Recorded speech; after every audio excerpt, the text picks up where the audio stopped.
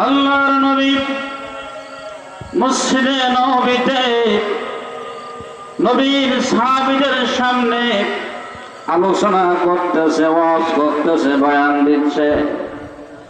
এমন সময় হযরতে আসমা রাদিয়াল্লাহু তাআলা আনহা জিজ্ঞাসা করে, নবীজি আপনার সাহাবীদের সামনে আপনি যখন ওয়াজ করেন, আলোচনা যখন করেন, তখন ঘন ঘন আপনি আলহামদুলিল্লাহ বলাই আনেন। ও নবী, আমি আসমা আপনার মুখে জানতে চাই আলহামদুলিল্লাহর দাম কত বেশি। বলুন সুবহানাল্লাহ। আল্লাহর নবী ডাক দিয়ে বলে, আসমা রে, আলহামদুলিল্লাহর দাম তোমাকে আমি কি দিয়া বোঝাবো?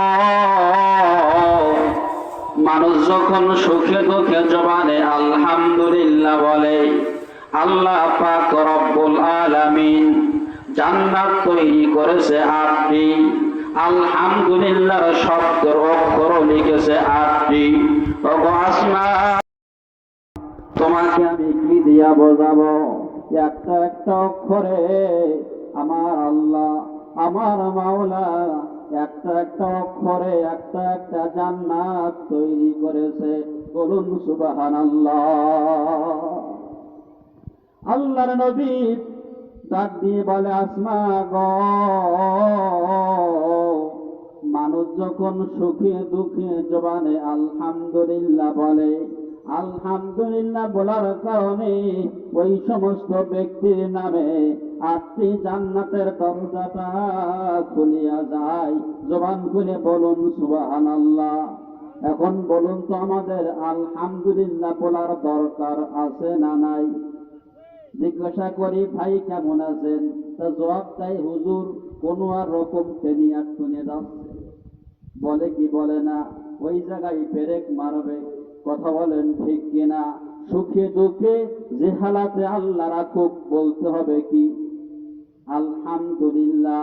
বিশ্বনবী বলেন, যে ব্যক্তি জবান দ্বারায় আলহামদুলিল্লাহ বলে, আলহামদুলিল্লাহ বলার কারণে ওই ব্যক্তির নামে, আলহামদুলিল্লাহ বলার কারণে ওই ব্যক্তির আমলে 80টা নেকি যোগ হয়ে যায়। বলুন সুবহানাল্লাহ।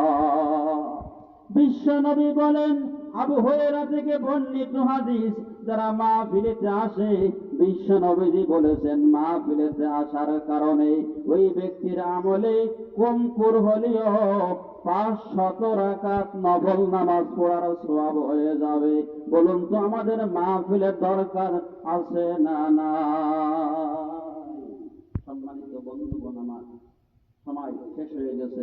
ওমা তাওফীকি ইল্লা বিল্লাহ। আসসালামু আলাইকুম ওয়া রাহমাতুল্লাহি ওয়া বারাকাতুহু।